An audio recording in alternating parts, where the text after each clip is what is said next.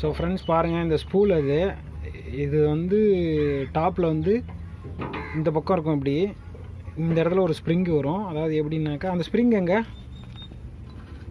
இப்படி இருக்குங்க. இது வந்து டாப்பில் இருக்கும் ஸ்பூலு.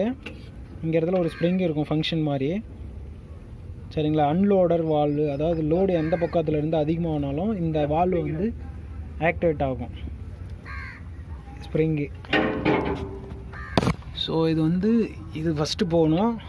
அதுக்கப்புறம் வந்து இந்த மாதிரி ஸ்ப்ரிங்கை போட்டுடணும். அதுக்கப்புறம் இதை போட்டுடணும்.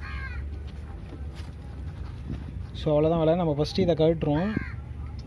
24 போட்டு அதுக்கப்புறம் 32 போட்டு இதுக்கு மேலே டாப்பில் வந்து பார்த்திங்கனாக்கா ஒரே ஒரு அலங்கி ஸ்க்ரூ ஒன்று இருக்கும், 8 mm இருக்கும்னு நினைக்கிறேன். அதை போட்டு அதை கழட்டிட்டு ஒன்றும் கிடையாது. இந்த ஓரிங்லாம் நம்ம மாற்றிட்டு திரும்ப